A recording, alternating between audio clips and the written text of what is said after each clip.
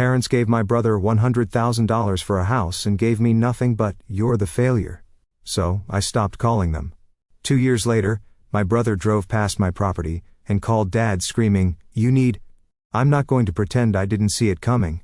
When you spend 20 years watching your parents treat your older brother like he's the second coming, while treating you like a participation trophy they forgot to throw away, you develop a certain radar for disappointment. But even I wasn't prepared for the phone call that came on my 20th birthday. "Daniel, honey, we need to talk to you about something," Mom said in that voice she always used when she was about to tell me something I wouldn't like, but was supposed to accept with grace. The tone, part kindergarten teacher, part hostage negotiator, I was sitting in my studio apartment in Portland, eating leftover pad thai for breakfast, because that's what success looks like when you or a freelance graphic designer who is still building his brand. The place was 400 square feet of crushed dreams and IKEA furniture. But at least the radiator worked most of the time. "What's up, Mom? Your father and I have been talking and we've decided to help Tyler with a down payment on a house." I waited for the rest. There had to be more. There wasn't. "Okay.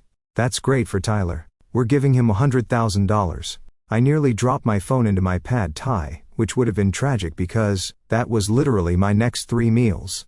$100,000. "We want to help our children succeed."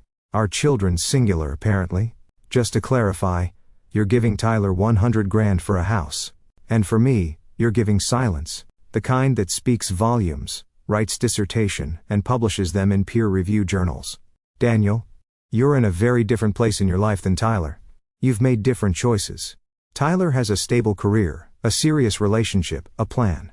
You're still finding yourself. Finding myself at 28. I'd found myself just fine. Sitting in my underwear, eating cold noodles, watching my net worth circled the drain. We knew you'd understand. You've always been so independent. That's a funny way to spell neglected. But who am I to correct my own mother? Here's the thing about being the family disappointment. It's a slow accumulation of small moments, tiny cuts that eventually add up to one big scar shaped like not good enough. Tyler is 3 years older, and from the moment he could walk, he was golden. Literally blonde hair that caught light just right. Mom called him her little sunshine. My brown hair was practical. Even my hair was a disappointment. Tyler played football. I played jazz band. Tyler dated the homecoming queen. I dated my Xbox. Tyler cruised through state school with a business degree. I went to art school on student loans that will outlive me. But here's what kills me. I tried. When I was 15, I entered a national graphic design competition. Spent 3 months on it, barely slept. Won second place out of 3,000 entries. Dad's response: "At least you tried your best." Tyler came in 4th at a regional swim meet, and Dad bought him a new laptop. I'm not bitter. I'm a little bitter. I'm like a craft IPA bitterness complex with notes of resentment and a slightly happy finish. Mom wasn't always like this though. When I was really little before Tyler became the golden boy, she'd sit with me while I drew hot chocolate and Disney movies, telling me I'd be a famous artist someday. I was 7 when I drew this elaborate dragon, objectively terrible, but I was proud. Mom taped it to the fridge and made Dad look at it. Daniel is going to be an artist," she said, and she sounded proud. That was before Tyler started winning things. After that, my drawings moved from the fridge to the basement art wall, fancy term for place where we put things we're obligated to care about, but don't want to look at. College was my redemption arc, except I graduated into the 2016 economy and discovered exposure is apparently currency. Now, first job paid $20,000 and required 5 years experience, a master's degree and proficiency in software that wouldn't exist for another decade. I lasted 8 months before getting restructured, which is corporate speak for fired, and ended up freelancing. That's what you call unemployment when you want to sound entrepreneurial at parties. But I kept trying, took every client, designed logos for crypto scams, flyers for garage bands, Instagram graphics for influencers who paid in exposure. Slowly, painfully, I built something, got decent clients, started charging actual money by 28. I was making enough to survive, not comfortably, not impressively, but enough. And then Tyler announced he was buying a house. It happened at Sunday dinner, a tradition my parents insisted on. Even though we all lived 40 minutes apart in different directions, we pretend to be functional for 2 hours weekly. Jess and I have been looking at houses. Tyler said, passing mashed potatoes. Tyler always passed things helpful, considerate, golden, great neighborhood in Bellevue. Down payments are insane. Dad perked up like a golden retriever hearing the word walk. How much houses are around 500,000? We need 100,000 down to avoid PMI. Watch them exchange that. Married people look where entire conversations happen in a glance. What if we helped? Dad said. Tyler's face lit up. Dad, you're not asking. We're offering. Dad got that satisfied. Look, it's time we helped our son build his future. Our son, singular. Mom looked at me. Probably feeling guilty. Daniel, when you're ready to settle down, I'm fine. This is great for Tyler. Tyler looked uncomfortable. Thanks, Danny. I'm sure someday. Totally. When I'm not such a catastrophic failure. I smiled to show I was joking, but we all knew I wasn't. That was 3 months before my birthday call. 3 months of Sunday dinners discussing Tyler house hunt like the moon landing. 3 months of we've allocated our resources elsewhere whenever I needed work equipment. So when Mom called on my birthday to officially tell me I wasn't getting anything, I wasn't surprised.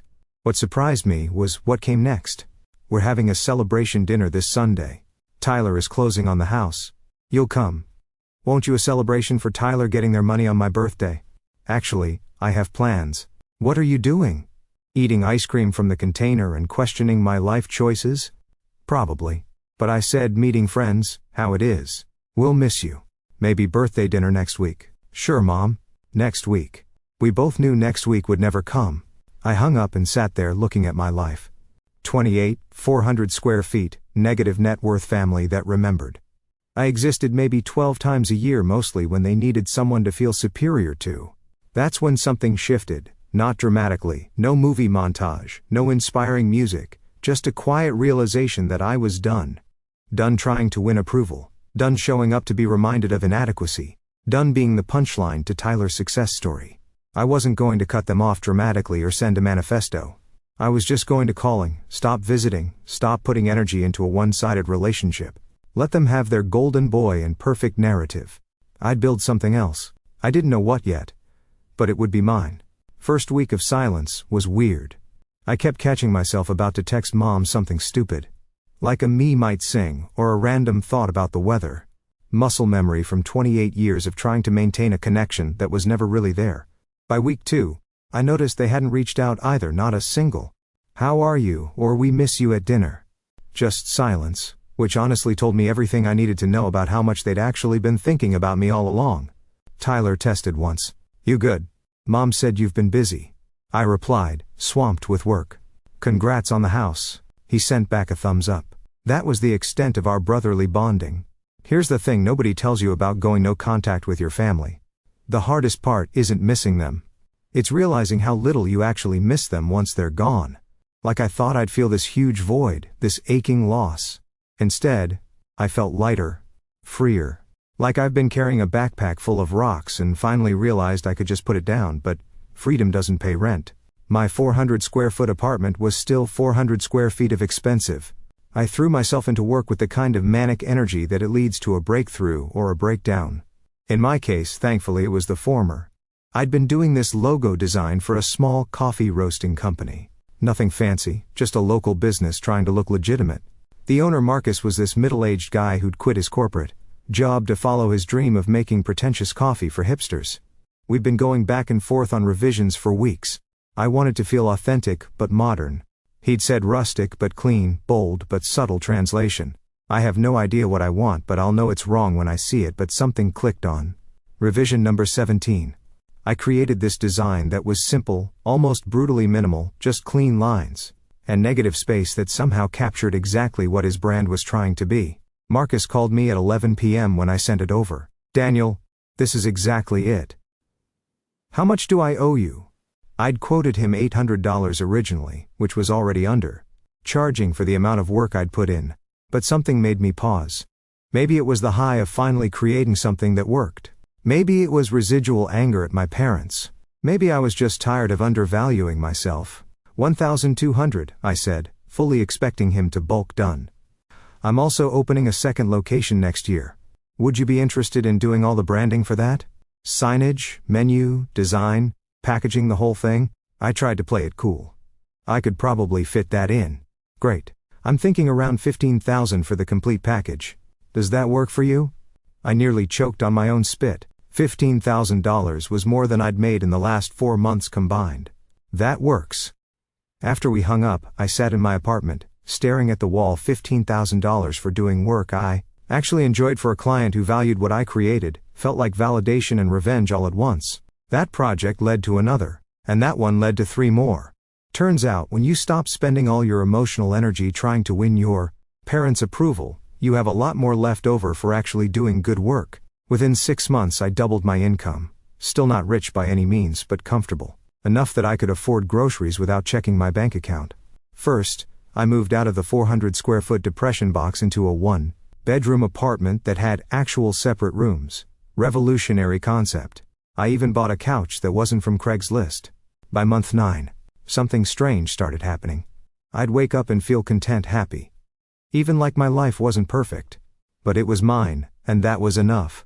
I started hitting the gym, which sounds like such a cliché post-breakup move, except this was a post-family breakup, and somehow even sadder. But it felt good to do something just for myself. Plus Spite is an excellent pre-workout supplement.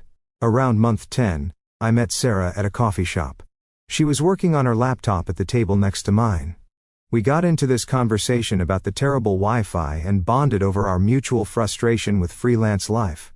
She was a copywriter, had the same kind of hustle energy I did. We started meeting up to work together, coffee shops, libraries, and eventually each other's apartments. It wasn't romantic at first. Just 2 people who understood the specific hell of being self-employed, and alone in it. Then one night we were working late at her place. She just looked at me and said, "I really like you that." I'm not going to lie, completely froze, emotionally stunted, doesn't even begin to cover my relationship skills. But Sarah laughed at my panic and said, "You don't have to say anything. I just wanted you to know." 2 weeks later we were dating. She was funny, ambitious, and understood why I never talked about my family without making it weird. When I finally told her the whole story about the $100,000 and the birthday phone call, she just shook her head. "That's messed up," she said simply. "I'm sorry they did that to you. Not, maybe they had their reasons, or I'm sure they love you in their own way. Just validation that it was messed up, revolutionary." A year after I'd stopped talking to my family, Sarah and I were at brunch, hungover and happy. When my phone rang, Mom, I stared at it like it was a bomb. "You going to answer that?" Sarah asked. "I don't know. Do you want to?" Part of me was curious. Part of me wanted to hear her apologize, to admit they'd been wrong, to beg me to come back. But a bigger part of me knew that wasn't going to happen. I let it go to voicemail. 5 minutes later, I listened to it. "Daniel, honey, it's Mom. We haven't heard from you in so long. Your father and I are worried. Tyler is worried too. Please, call us back. We miss you." After a year of silence. After they'd given Tyler $100,000 and me nothing but disappointment, I deleted the message. What did she say? Sarah asked that they miss me. Do you believe her? I thought about it. Really thought about it. Did I believe my mother missed me? Maybe in the same way, you miss an old piece of furniture after you've redecorated, not enough to actually do anything about it. Just a vague sense that something used to be there. No. I said finally, I don't think I do. Sarah squeezed my hand. Then you don't have to call back. So I didn't. 2 weeks later, Tyler called. I answered mostly out of curiosity. Danny, what's going on? Mom and Dad are freaking out. They said you haven't called them back. I've been busy for a year. Fair point. Tyler, for a year, silence on his end. Then, is this about the house thing? Because I told them, they should have helped you too. I said it wasn't fair. This surprised me you did. I did. You're my brother. But how they are? They said, you'd understand that you were independent and didn't need the help. So you just them. What was I supposed to do? Turn down $100,000, on principle. Also a fair point. Which made me angrier. No, I guess not. Look. Just call Mom back. She's driving me crazy about it. She thinks you're mad at them or something. I am mad at them. I don't know, work it out or whatever. I've got to go. Jess is calling, but seriously, just call her. He hung up before I could respond. I sat there feeling all the old familiar feelings, that toxic mixture of anger and guilt and inadequacy. The reasonable part of my brain knew I had every right to be upset. But the part of me that had spent 20 years being trained to accommodate everyone else's feelings started whispering that maybe I was being dramatic. Maybe I should just call her back. Maybe I was the problem. Sarah found me like that, staring at my phone. "Tyler," she guessed. He said, "Mom's freaking out. Thinks I should call her back." "Do you want to?" "I don't know what I want. I just know I'm tired of feeling like the bad guy for having boundaries." "Then don't call. You don't owe them access to your life, just because they suddenly decided they wanted." She was right. But knowing something intellectually and feeling it emotionally are two very different things. I didn't call back. Instead, I kept working, kept building, kept growing, got more clients, raised my rates again, started turning down projects that didn't excite me, novel concept at having the luxury to be selective. By month 18, I'd saved enough money to start thinking about something I never thought possible. Buying property, not a house, not yet, but maybe a small piece of land somewhere. Place that was mine. Place I'd earned, place my parents had nothing to do with. I started looking at listings online late at night, dreaming about what I could build there, not just physically, but metaphorical. A life completely separate from the family that had never seen my value. I didn't know it then. But that dream was about to become something bigger than I'd ever imagined. And my brother was about to drive past it, pull over, and call our father screaming. That comes later. Finding the property was a complete accident. I wasn't even looking that day. Sarah and I had driven out to the Columbia River Gorge for a weekend hike. One of those spontaneous trips where you wake up on a Saturday and decide you need to see trees that are taller than your apartment building. We've been dating for about 6 months by then, and things were getting serious in that comfortable way, where you stop pretending you don't snore on the drive back, took a wrong turn, like spectacularly wrong. GPS lost signal. Sarah was navigating with an actual paper map like we were pioneers. Somehow we ended up on this back road about 40 minutes outside Portland that looked like it hadn't seen a paving crew since the Reagan administration. "I think we're lost," Sarah said, which was the understatement of the year. "We're not lost. We are adventuring." I was trying to stay positive, even though my phone had no service. And we passed the same creepy abandoned barn twice, then we rounded a corner, and there it was, 5 acres of overgrown land with a hand painted "for sale" sign barely visible through the blackberry bushes. Property backed up to a small creek had these massive old growth for trees scattered throughout. If you that made you understand why people write poetry about nature, it was completely impractical.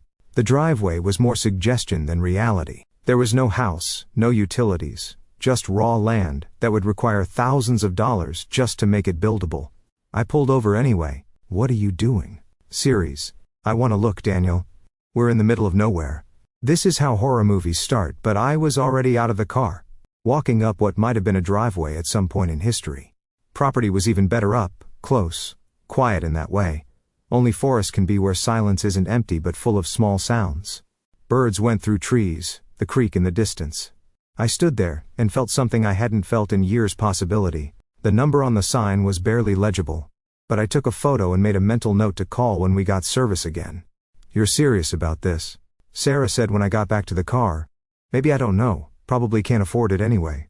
I did call the next day, hangover from hell, still smelling like campfire. The owner was a guy named Frank, to be in his 70 seconds voice like sandpaper. "You interested in the property?" He asked, "Maybe. How much are you asking?" $45,000. I nearly dropped the phone again. Apparently that was becoming my thing. $45,000 for 5 acres. It's unbuildable as is, needs septic well, and power ran to it. The land is good. Been in my family since the 50s. I'm just too old to do anything with it now. $45,000. That was less than my parents gave Tyler for a down payment. Less than half. Actually, I had $32,000 in savings. Every dollar I'd scraped together over the last 18 months of saying no to my family and to myself. "Would you take 30,000? I asked, expecting him to laugh. "Son, I'm asking 45 because that's what I need. Property taxes. Some medical bills can't go lower than that." Fair enough. I couldn't blame a 70-year-old man for needing to pay his bills. I thanked him and hung up, disappointed but not surprised. 13,000 short might as well have been $1 million. But I couldn't stop thinking about it. That property haunted me. I dream about it. Imagine what I could build there. Not even a house, necessarily, just something, a studio, a workshop place that was completely undeniably mine. Sarah caught me looking at the photos I had taken for the 100th time. "You really want this?" she said. Doesn't matter. I can't afford it. What if I helped? I looked at her. What? I have some savings. Not a lot, but maybe 8,000. We could go in on it together. Sarah, that's your money. You just can't. We've been talking about moving in together anyway. This could be our project. Something we built together. Literally. I wanted to say yes immediately. But something stopped me. What if it doesn't work out? Between us? She was quiet for a moment. Then we figure it out like adults, draw papers, make it legal, protect both our investments. But Daniel, you can't let fear of failure stop you from trying something you actually want. You've done that your whole life with your family. She was right. When did she become so good at being right? I said, let's do it. Called Frank back that afternoon. Offered 40,000. All we could scrape together. He took 3 days to think about it. 3 days where I barely slept, obsessively refreshing my email like it was going to make him decide faster. Finally, all right son, 40,000. But you pay closing costs. Deal. Process took 2 months, paperwork, inspections. More paperwork, title searches, even more paperwork. Turns out buying land is mostly just signing your name until your hand cramps. Sarah and I drew up an agreement with a lawyer, 60% mine, 40% hers, reflecting our investment. If we broke up, we'd either buy each other out, or sell and split proceeds. Very romantic, but also very necessary. Closing day was anticlimactic. Just us and Frank in a title company office, signing papers, shaking hands. Frank gave me the original hand-painted for sale sign as a joke. You earned it. He said, good luck with the place. Just like that, I owned land. 5 acres of possibility. I stood there after he left, holding the deed, feeling something I hadn't felt since I was a kid drawing Dragon's Pride. First few months were just clean up. Sarah and I would drive out on weekends, clear blackberry bushes, haul trash that previous owners had dumped. It was hard work, the kind that leaves you sore and dirty and strangely satisfied. I started planning Drew's sketches of a small cabin, nothing fancy, maybe 800 square feet. Something I could potentially build myself with help from YouTube and sheer stubbornness. Then I had a better idea. One of my clients was an architect, young guy named James who designed sustainable homes. We got to talking over coffee about the property. And he got excited in that way. Architects do when they see a project they actually want to work on. What if we made it a showcase project? He said, I design it. You do all the branding and marketing materials for my firm and trade. We document the whole build process, use it for both our portfolios. I can't afford to build anything fancy, James. Who said anything about fancy, small, efficient, sustainable? We do it, right? Keep costs down. Prove you don't need $100,000 gift from your parents to own something beautiful. That last part landed. He knew my story. Most of my close friends did by then. Over the next 6 months, we designed it together. A 600 square foot cabin with a loft bedroom, composting toilet, rainwater collection, solar panels, not because I was some environmental crusader, because it was cheaper than running utilities to the property. Total budget, $65,000, including permits and materials. I had about $15,000 saved beyond what I put into the land. Sarah contributed another $10,000, the rest I financed with a small construction loan at a rate that made me nauseous but was doable. We broke ground in spring. I hired a contractor for the foundation and framing stuff that was beyond my YouTube education. The interior work that I did myself, nights and weekends learning as I went. Sarah helped when she could, mostly painting and finishing work. My friend Marcus from the coffee company showed up some Saturdays with the crew of his employees. Guys who knew their way around tools and were happy to help for beer and pizza. It was the hardest physical work I'd ever done. I lost PS 15%, gained calluses on top of callus, and learned that construction is 90% problem solving and 10% swearing. But slowly, painfully, it came together by fall, 18 months after I'd stopped talking to my family. I had a cabin, small, simple, completely off-grid and entirely mine, 60% mine. But still, James photographed it for his portfolio. The shots were stunning. Golden hour light filtering through the trees. The cabin looking like something out of Architectural Digest, despite costing a fraction of what Tyler's house costs. I posted one photo on Instagram.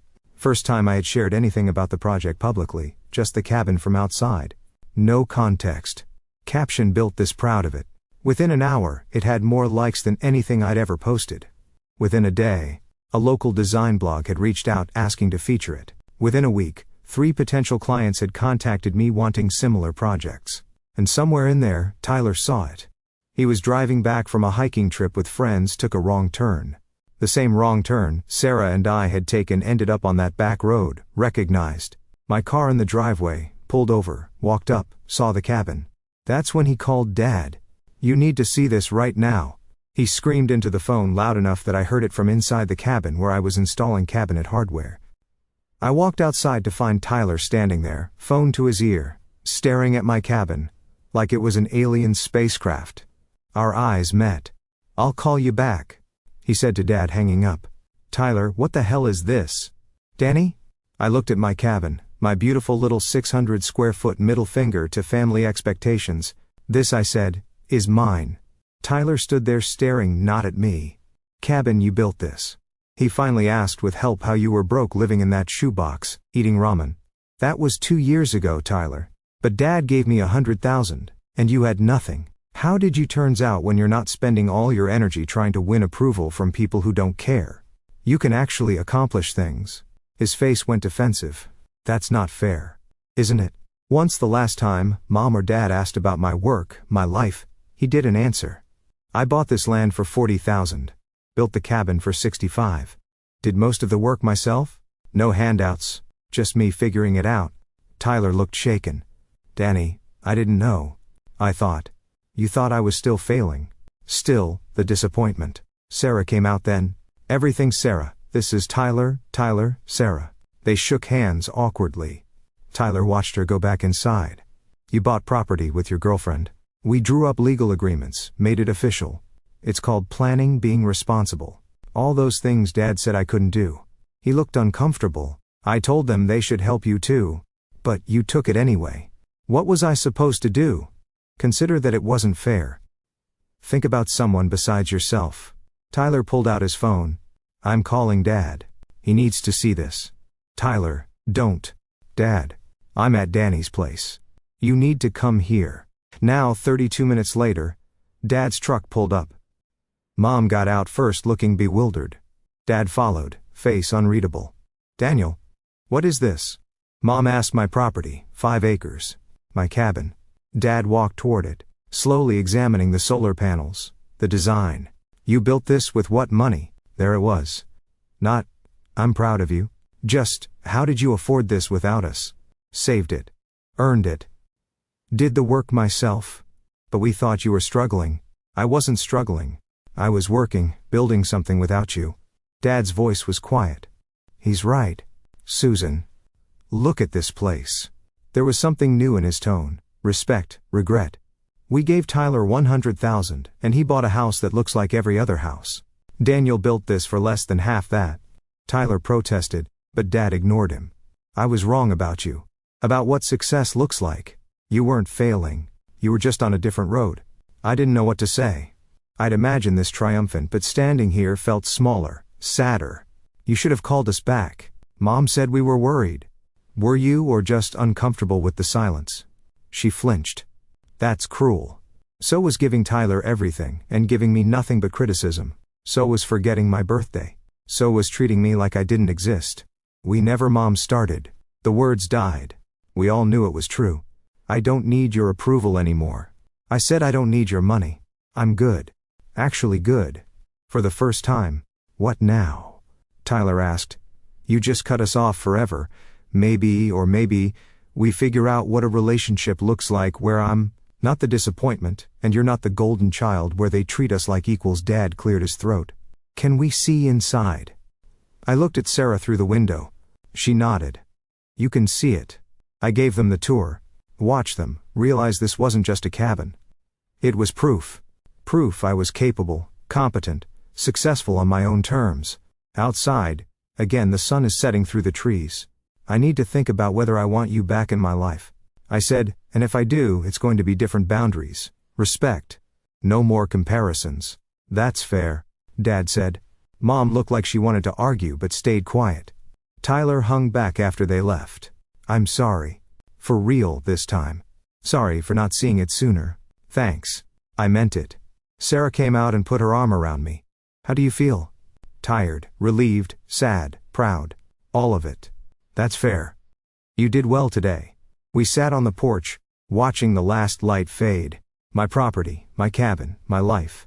Built from nothing despite everything. Maybe someday I'd let them back in. Maybe we find a way to be a real family. Tonight, I was just going to appreciate what I built, not just the cabin. The whole damn thing.